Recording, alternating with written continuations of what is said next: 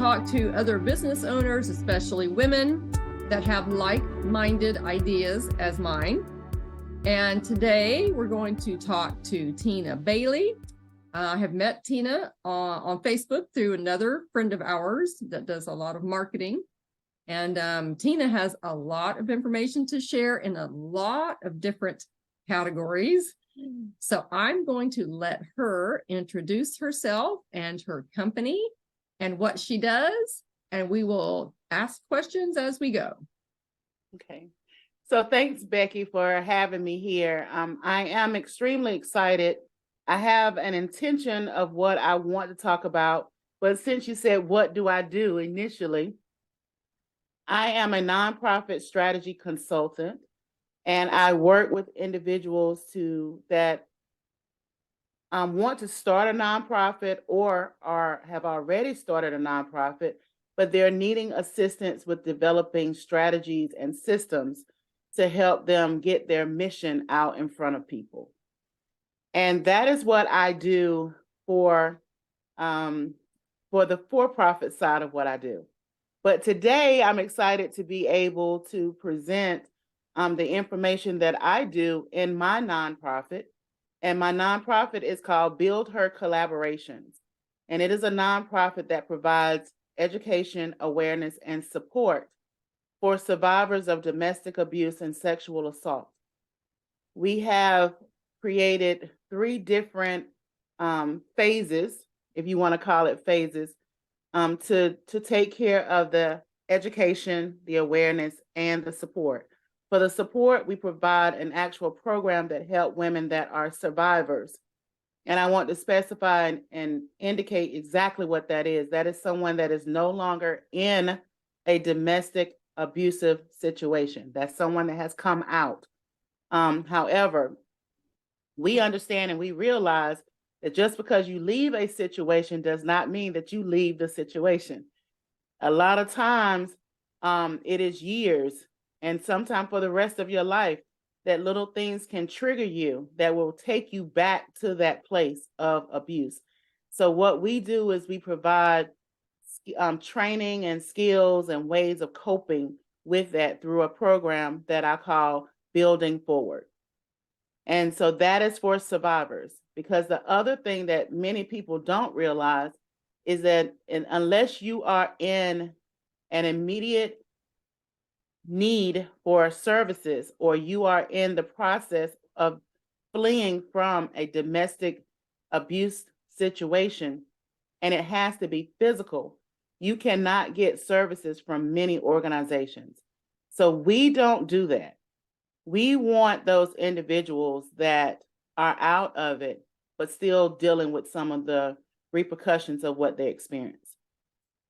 As far as the awareness part, what we do is we have a training program where we train individuals who want to be advocates to help individuals that are survivors.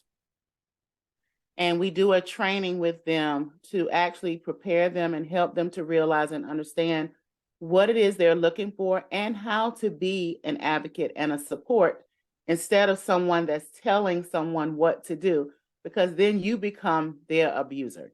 You're telling them, you're controlling the narrative, and we want them to control the narrative. But one of the things I'm super excited about is the educational component of what we do, and we provide, it's a domestic violence simulation program. And in this program, what we do is we walk a group through what it's like to be a victim of domestic abuse. And no, we do not send them through where they're getting beat or anything like that, but we do put them in situations where they have to make those quick decisions on what they're going to do.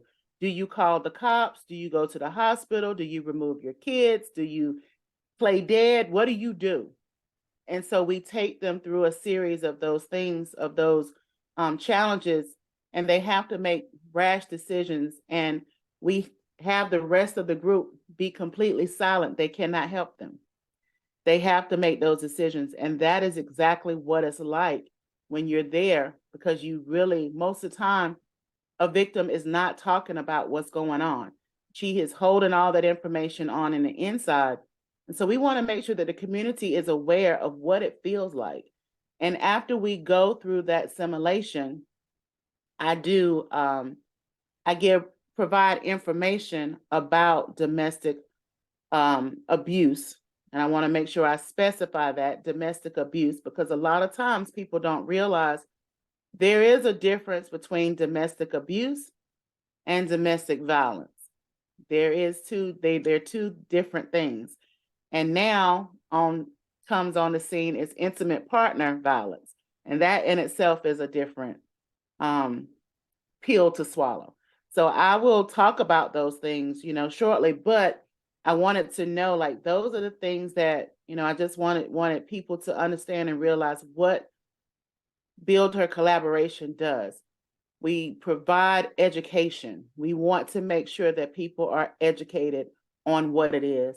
We work with police departments, municipalities, churches, groups, sororities, fraternities, colleges, any place that we can get that where we know that women are going to be. That's basically what it is. And that's everywhere. We are everywhere. Women are everywhere. And so we want to get this information in, making sure that they are aware of what's going on and what it looks like. And the name of the program, I have named it, is What You Don't See. And it's because most people think that domestic abuse is simply, or not simply, or is physical, but it's not always physical. Sometimes it's verbal, it's emotional, it's spiritual, it's sexual, it's financial. All of those are different things that fall under domestic abuse. I wish you were here in Virginia. So I would be like helping you. I would be way more involved if you were not in a different state. Yeah. It really is. And one of the things that I really want to see this go in different areas, because we don't have this type, and which is why I started my nonprofit. Again, going back to the other hat I wear is helping people create nonprofits. I tell you, there's a lot of nonprofits in the world. And so you want to join with someone that is doing what you're doing. But if you don't have anyone that's doing what you're doing, do your own. Like, don't start something and someone else is doing it. Get on board with them and make it bigger. But no one was providing services for individuals that are no longer in the abusive situation. So I wanted to do that. So often I would have clients come to me. They're no longer in the situation, but no one would help them. No one would help them. And it wasn't because they didn't want to, but it was so much of a need for those individuals that are in the situation right now. But if you have a woman that has been out of the situation for 3 years, not even 3 years, let's say 3 months, she's been out of the situation for 3 months, and she's struggling with finding employment, or connecting, or she's on a job, but she's having problems connecting with her boss or talking because she still deals with the insecurities and lack of and trust within herself. She can't talk to it, or she don't feel like she's able to do the work, or she's dealing with imposter syndrome and all those things. And it's because she has been groomed and abused in a relationship. But no one knows that. They just think that she's being defiant or insubordinate. But in actuality, she's scared. She's scared if she speaks up and says something, she's going to get in trouble. Or she's afraid that if she does something outside of what she's been told to do, it's going to be wrong and they're going to fire her, and she needs this job. So it's so many things that we have to take into consideration just because she walks away from that abusive person. And I don't want to keep saying she, because we need to realize that 1 in 4 men are abused every year. And so I don't want it to just focus on women. So I am talking about men as well. So if I say women, understand that I realize that there are men that are in abusive relationships as well. So what's the difference between what you offer and what like a halfway house would offer? So, so halfway houses are really, from what I know. So when you think of a halfway house, that's individuals that are coming from incarceration of some sort, and they're providing them a place to stay where they are transitioning and getting back acclimated with the community. What I'm offering is more of the tangible things that truly every woman needs. You know, how do you deal with imposter syndrome? How do you create goals that you actually can accomplish? How do you set boundaries? How do you implement boundaries?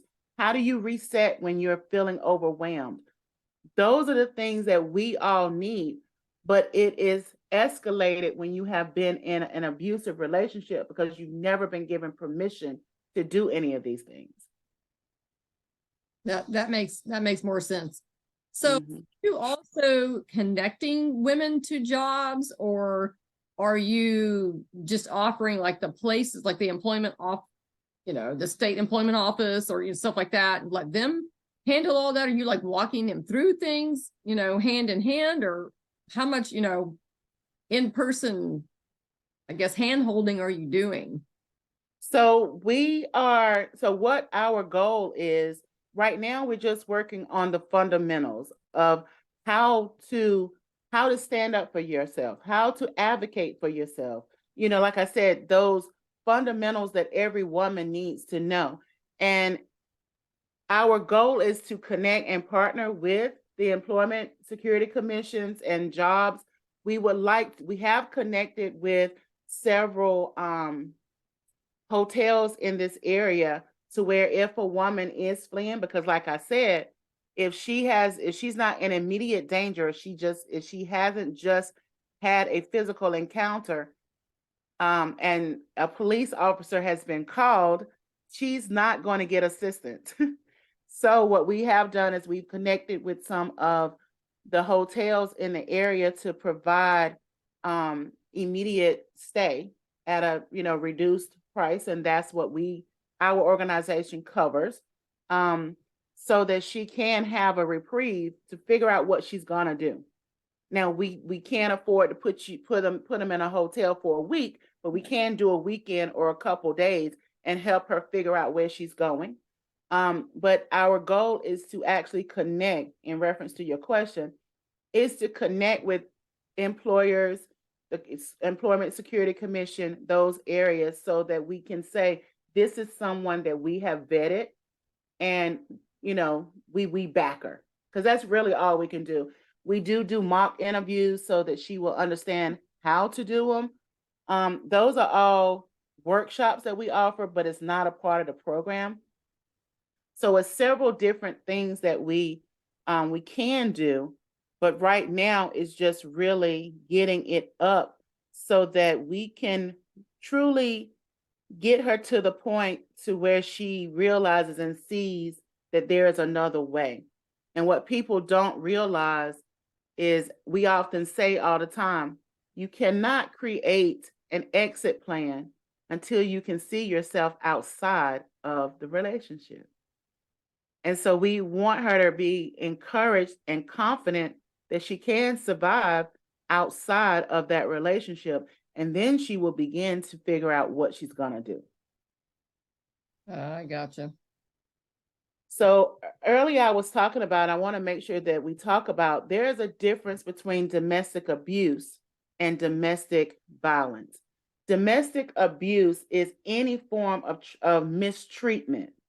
So it can be, and it is mistreatment in a domestic relationship. So it can be husband and wife, it can be mother child, it can be siblings, it can be elderly. That's domestic abuse. Domestic violence is a pattern of behaviors in any relationship that is used to gain control over a person. And the way I like to describe it is this: domestic abuse is using drugs to control a person. Okay, giving that person a drug or a pain medication to prevent them from thinking clearly. Domestic violence is actually forcing the person to take the pills without their will, against their will.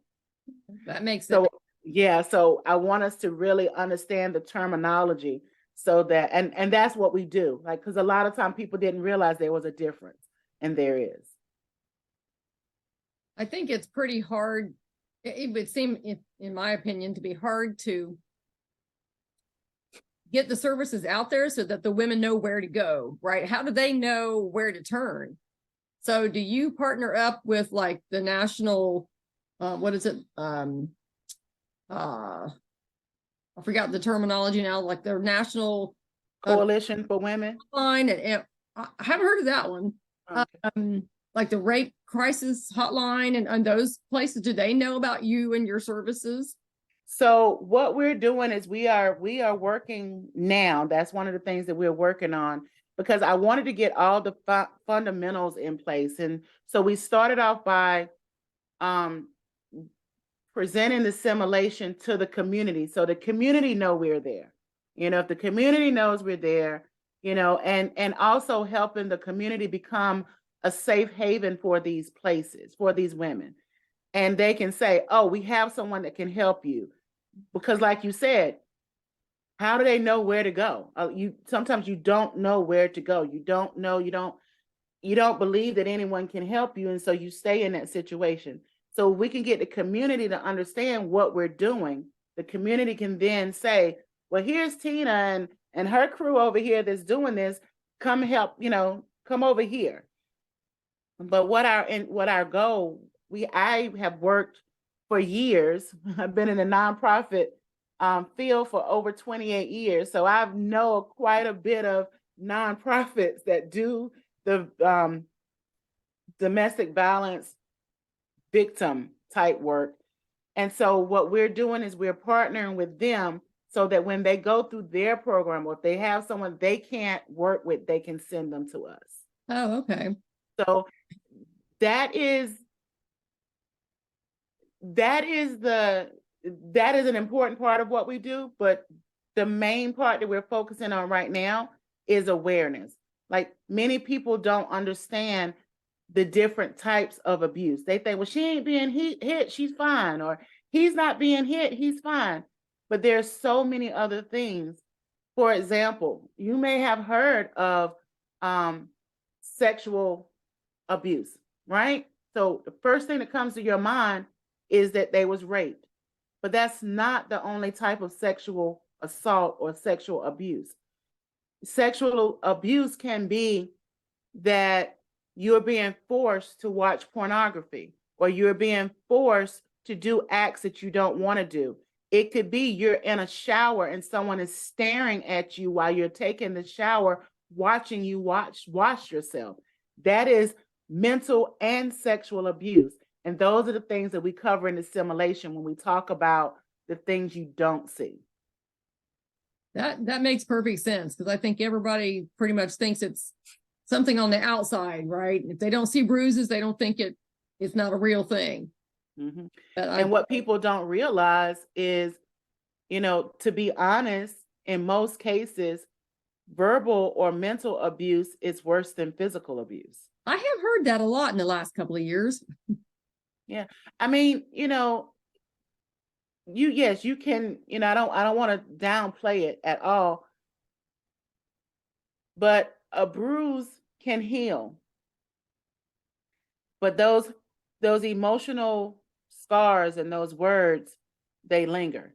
The old saying, sticks and stones may break my bones, but words will never hurt me. That is a lie. I hate that we ever tell children that, because sometimes those words can hurt worse than that stick, a stone.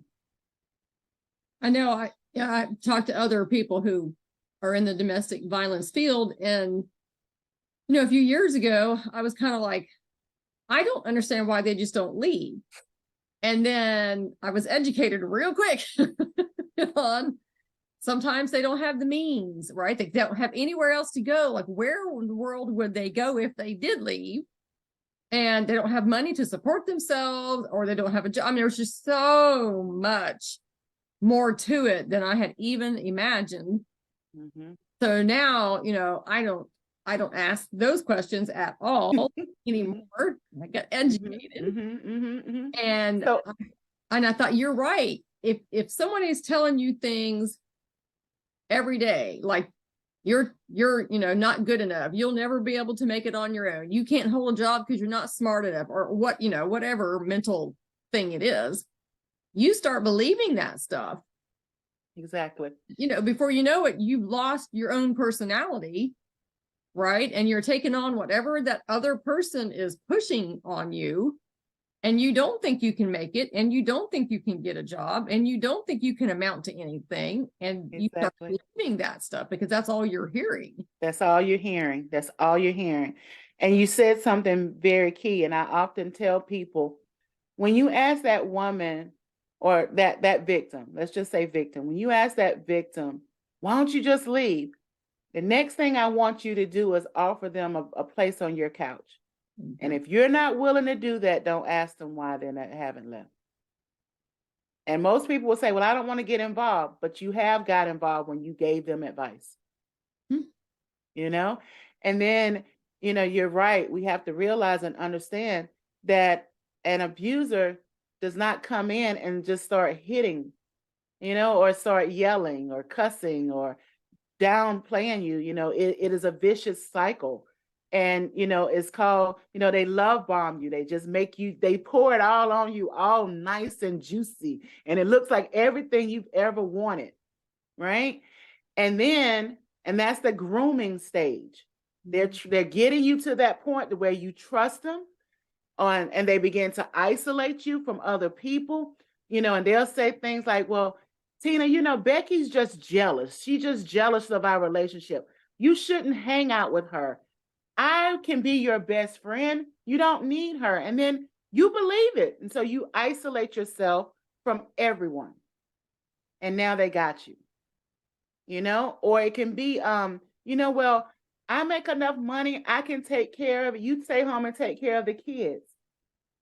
That way we don't have to pay for daycare, and we'll have more space and more money to go on vacations. And so now you don't have a job and you're depending on them. Or, every time I turn around, you're going to that church. Let's not go there this Sunday. Let's go on a family trip. So now we pulled you away from your faith base, all those things to get you to the point to where you have to depend on them. And now you've at a point to where you really believe that. And I often tell people, don't try to force any victim to leave. That's the worst thing you can do. And the reason I say that is this. All those things that I just said that abuser is saying to them, they don't want you to be happy. They just don't like me.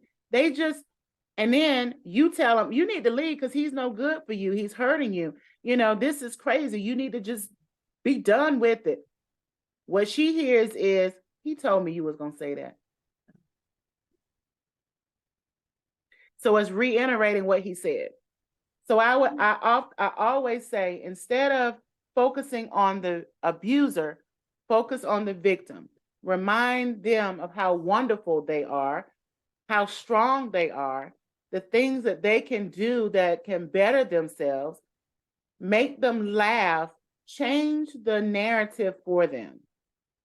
Because if they're constantly crying at home, you want to make sure they're laughing when they're with you. That makes sense. Because then she's going to want more laughter. There you go. I had a question and I forgot it for just a second, so it'll come back. Okay. Thinking of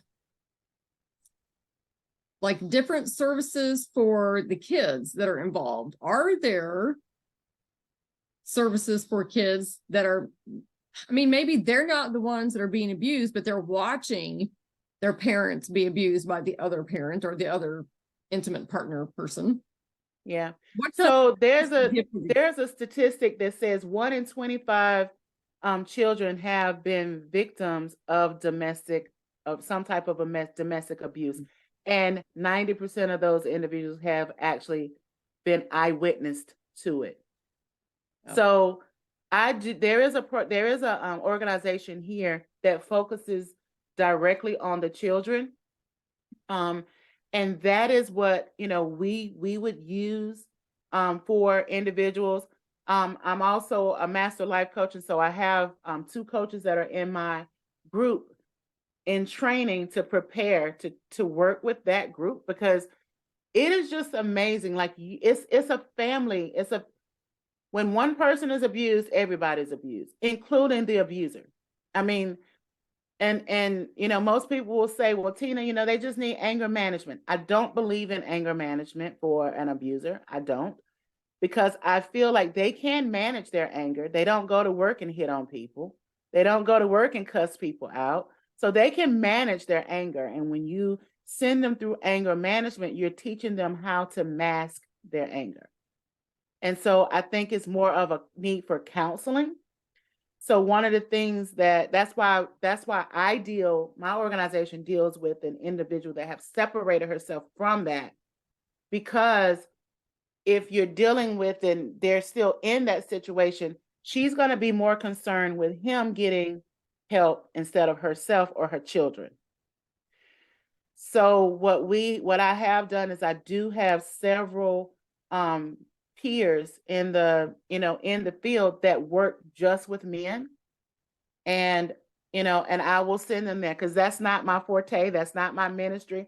I can't I don't have the wherewithal to deal with a man that is an abuser. It's too triggering for me. And I would rather build that woman. And so, I'm a firm believer. Everybody has a lane, and we just need to stay in our lane. And that's not my lane.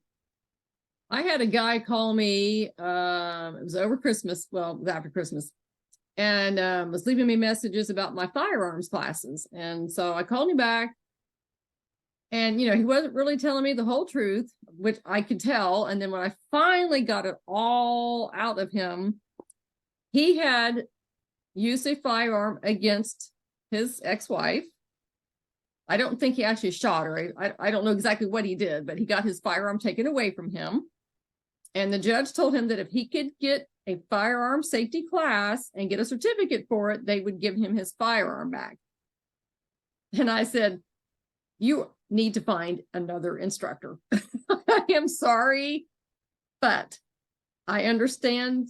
Not that I understand, because it's not happened to me, but I'm for the woman. Right. And I cannot, exactly what you just said, I cannot help you. I can't see your side of this. Right. I am sorry. You need to find another instructor. Right. And it wasn't like I've ever been through any of that. It's just I am trying to support women who have been through things. Right. So, I just couldn't do it. Right. Yeah. That's one of the things that, it's funny, because that's one of the things that I teach. Once you realize what your mission is, it's hard to say no to things that's outside of your mission. Yep.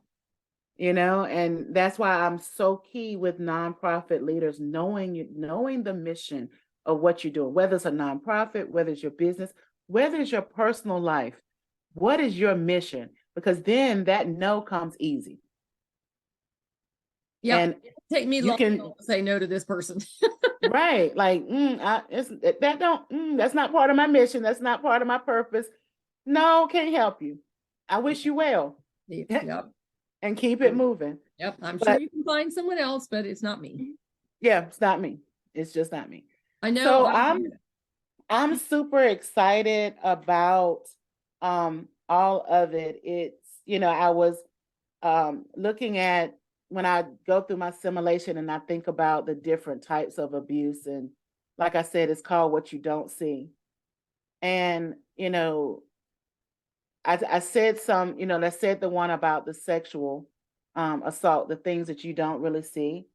But many times, and this is really, I pull out some different scenarios so that people can get a real understanding. For example, when we talk about financial abuse can be given an allowance. You have an allowance. It can be removing access to the bank accounts. And it's amazing. People are like, what? It's my money. I work for it and I can't get. But when you are in that and you have been groomed that abuser is the only one that can handle the money, you hand over your money and they remove your name from access. Or maybe they open an account in your name and run up the bill so they can mess up your credit so you can't move out. And so we talk about, so we talk about all the different scenarios so the community is aware. And like, for example, in the financial situation, we had a situation to where the spouse had ran up the credit of the wife and she could not get, her credit score was really low. And we was able to advocate for her, because we showed that these were not cards that was in her name, but she was not the primary user. And so it showed that she wasn't the one that was using the cards. But had we not been an advocate for her, she would have never got the apartment. I can see that. Talking about children, going back for a second, I've had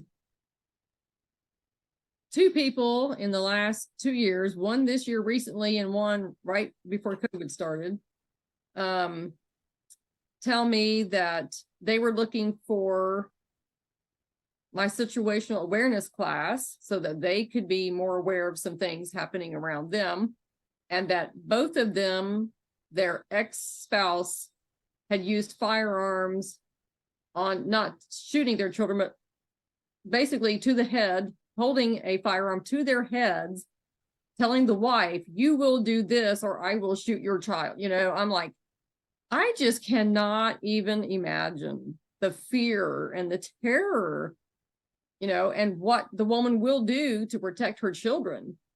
It's just unbelievable to me that human beings can be that cruel and that mean, but I know they can. And, it's just mind-boggling to me that people can be that mean, but it's definitely out there. Absolutely. Like, happened to me, but it certainly has happened to people very close to me recently. And I'm like, oh my gosh, I can't even think. Yeah, absolutely. Like, and I've even, I personally had a situation to where someone, said that they would kill themselves if they didn't do certain things. I've heard that one too. Yeah.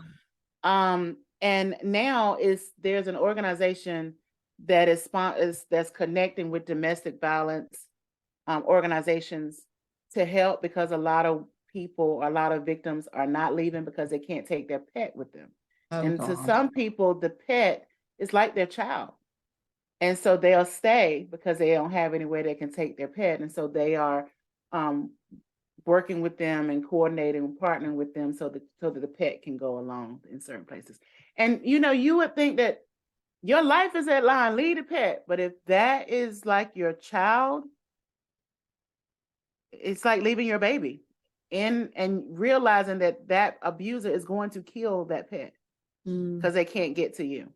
One of the things I want to make sure that whomever is listening to this is to realize and understand that a lot of times, if that woman says she is being abused, realize and understand how much effort and energy it took to admit it. So believe her. Just because you don't see the abuser doing anything does not mean it does not exist. Again, like I said, they know how to cover it up.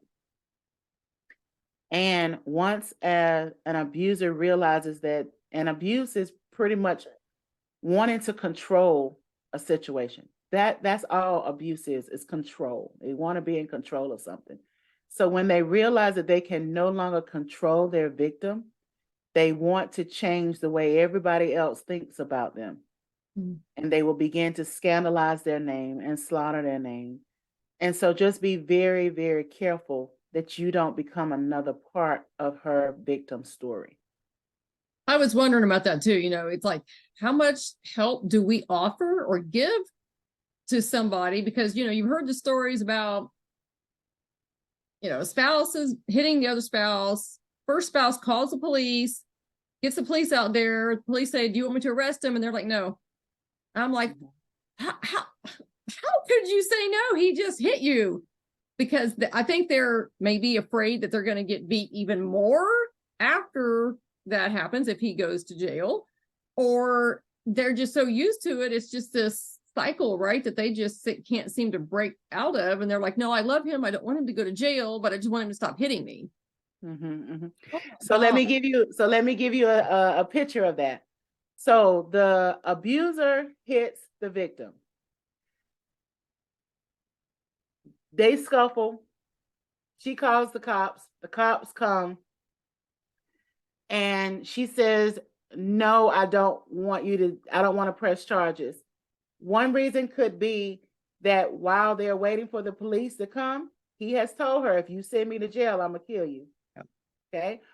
Or she's thought through the process and realized he's the one that's paying the bills, and she's going to lose her housing or not be able to make ends meet. Or it's just really, he has convinced her that he will not do it again. Mm-hmm. And she's believing it. A lot of times now, the victim does not have to press charges. The cop on site can press charges. I thought so I had more that. No. Yeah, so that's a good thing. A lot of times what they will do is they will remove the abuser or the one that appears to be the aggressor. But we have seen situations to where an abuser has assaulted the woman or the victim in places that it can't be seen, and went and scratched their arm and their face. And so it looks as if the victim has done it, and the victim has been taken to jail for 72 hours. Unbelievable, the lengths that people will go to. Absolutely. Yeah. And, I have went into the courtroom many a times with a victim. And there was one situation, actually, it was my personal situation. I was advocating for myself and said I needed a restraining order against the person. And the judge asked me, why? Why do you need a restraining order? And I was like, we threatened to do this and threatened to do that. And she said, okay, is that all? And so now I know the system and I know how it works.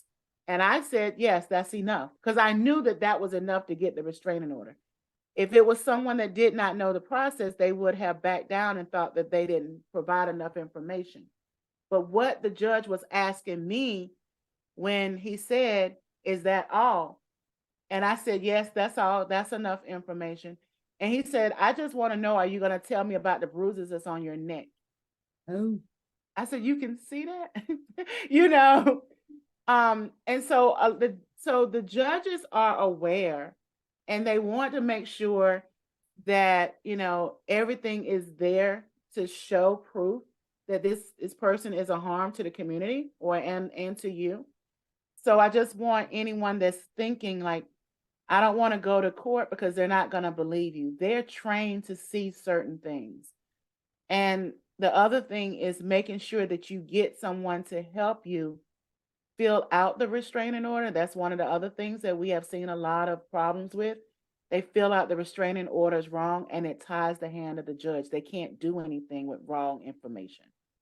So it's just a lot of little bitty things, but things that matter. And that holds up the process. I know a couple of ladies that have been involved in something here locally and have told me about it. Both of them were like, what is a little piece of paper going to do? Like nothing. He's not going to stop. He's going to keep coming. And one lady in particular, her ex was sending her lots of text messages, lots and lots, like nonstop, like 20 a day, like just, and the police told her, like, keep them. And she was like, oh my gosh, it's so much texting. It's in my phone. It's using my memory, blah, blah. They're like, do not erase any of this. It can be used. Mm-hmm. It's him. Don't. Mm-hmm. Mm-hmm. And I told her, I said, take screenshots if you think you're going to erase them by accident. And then back Yeah, to that's what I was going to say. That's one of the things that I tell them too, is to take a screenshot and email it to someone. When we're dealing with individuals that are still in the situation and they are ready to leave or preparing their exit strategy, we give advice on how to handle it. Take pictures of everything. Take a picture of your driver's license, your birth certificate, your baby's birth certificates, everything, and send it to someone that you trust, because they will destroy it. There's been so many that have left and haven't been able to get licensed because they could not. The abuser would not release their birth certificate or other ID.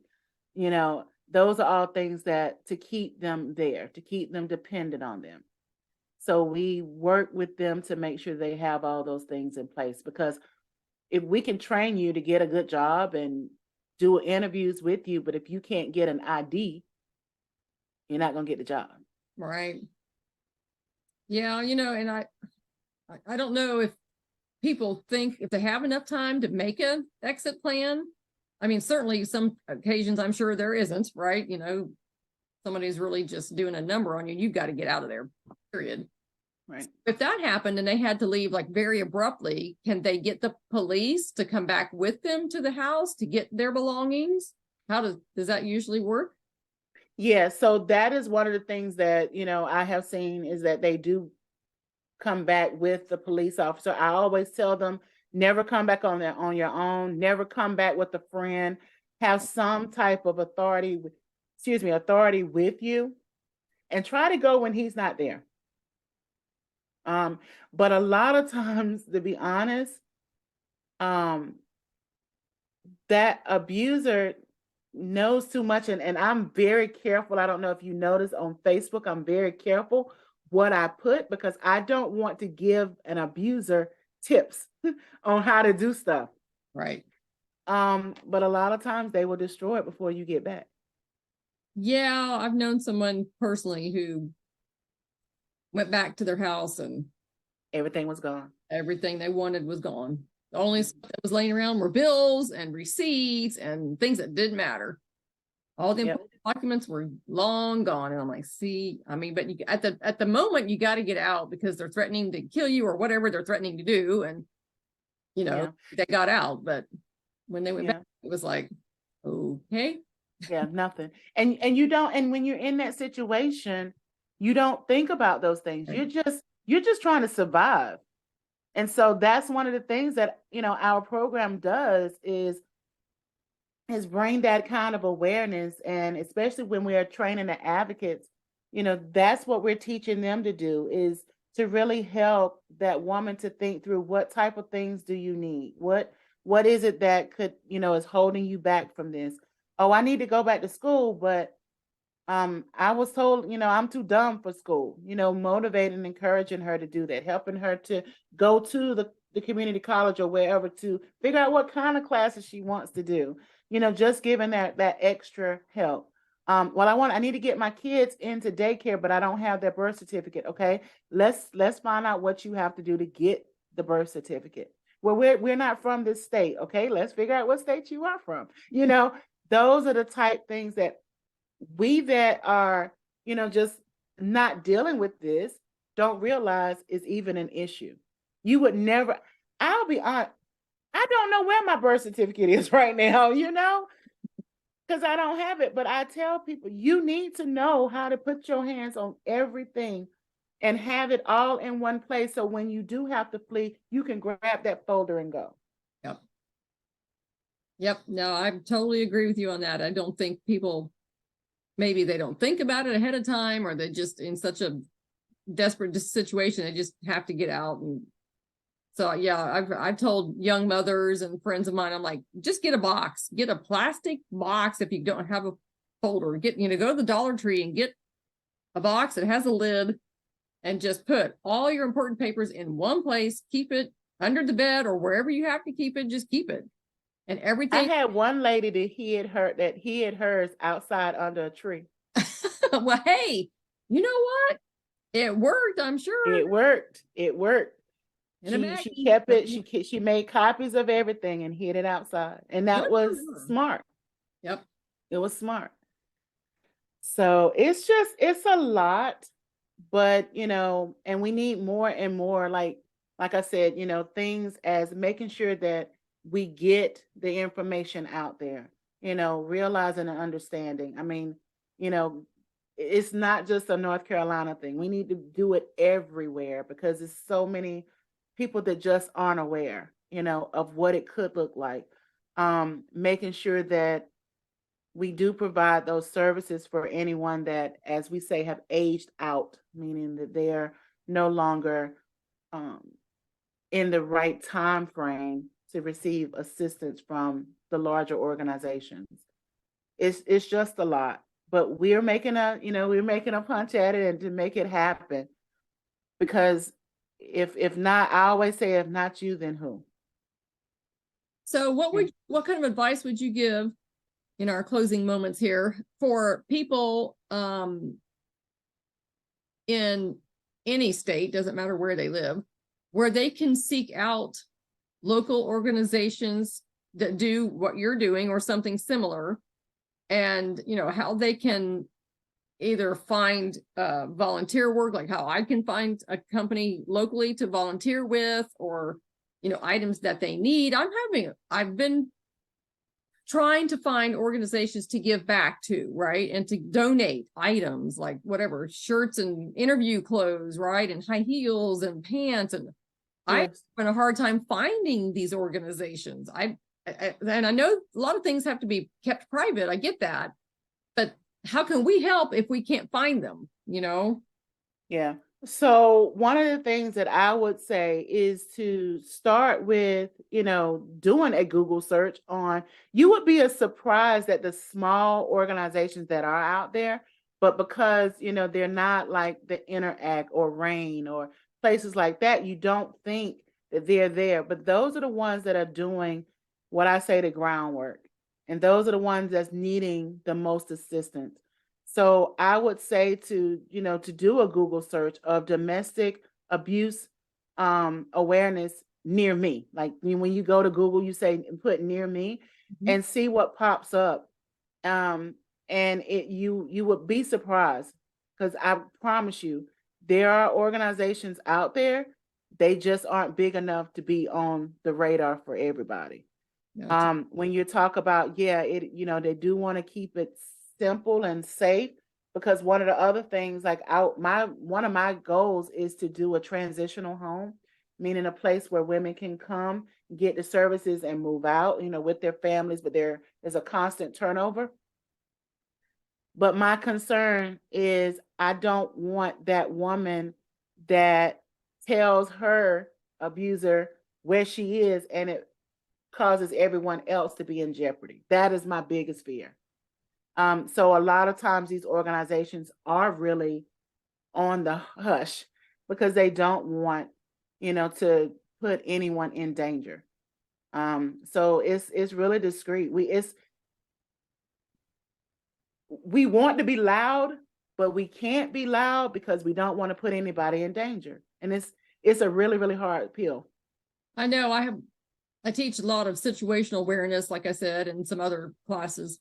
And I won't put the address out there if I can help it. I put the city, but that's it. That's all you're getting. And unless you actually sign up on the registration form and I have your email and phone number, you're not getting the street address. The last thing Absolutely. I tell a bunch of, like you said, abusers where we're at so they can, no. Yeah. I totally understand being discreet about that kind of thing. You don't need to open that up to the public. Yeah. So that's what I would say. I would just say do a Google search and find it. And it's probably like a small organization, and they can also say other places. The other one is, believe it or not, Goodwill, places like Goodwill. They also usually have some type of domestic violence advocacy within it. And people don't really know a lot about that. I did not know that. Okay. I will look that up. I know one of our local used clothing stores donates a lot of clothes locally to some, I don't know who, and maybe they might tell me, I don't know, but Mm-hmm, mm-hmm, nations that they donate clothes to for things like that. So, mm-hmm, mm-hmm. well, I think Yeah. that's the best place to start, right? Is to, like you said earlier, is to help the existing organizations that are already in place. And then you can decide maybe from there, you know, do you want to do something further? Do you want to start your own? Because, yeah, like you said, I don't want to be in competition with other companies who are doing the same thing. I want to be Exactly. right. Exactly. And starting a nonprofit is not for the faint at heart. It's a lot of work.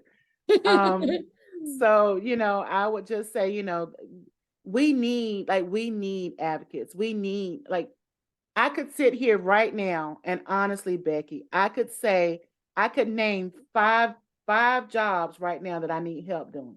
Oh, wow. So we're always in need of help. Gotcha. Yeah, you know, I want to kind of like help with one locally and see what all they're doing before I really do want to do a nonprofit at some point. But like we have talked earlier, is like I need to like narrow down what it is I want to focus on. And I'm seeing the great big picture, and I got to get down to something smaller, and I don't know what that is yet. So I'm like, let me just go It'll come. another It'll organization. come. Yeah, it'll come. When you're out there and you're working with those other organizations, you know, your heart is going to really do a pitter pat and skip a beat. And you're like, this is where I need to be.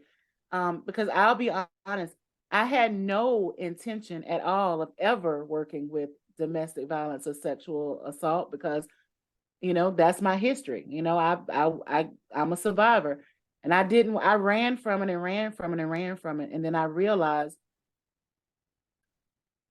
I don't want to work in the niches. You know, I did sexual assault awareness and helping with the rape kits and all that. I've done that. That's too much. That's too close, you know, but I can advocate and I can educate. And I am a teacher at heart. And so that is the best place for me to make sure that everybody is aware of what it looks like. And it's the things that you don't see that is keeping people in these situations. Well, I am going to put a link in our chat here for your organization. Okay. And if you don't mind, I'd really like to put you on my resource page for my website for Absolutely. People to get whatever information you have available to the public, certainly, and being out of state, you know, whatever it is that you want them to see. You can send me a link for that, and I'll put that up on my website. Absolutely. This will go out into all of my social media, and it's an ever-growing list. Not that I have time to be everywhere, but you know, the louder we are, the more exactly pick up on it. So exactly that's my goal. Exactly. So thank you so much for spending time with me today. I really appreciate it. I love what you're doing, and you know, if I can find some ways to help you out, I will certainly do that. And putting you on my website is the #1 way I know how to do that right now. Absolutely. I appreciate it. I really do. All right. Thank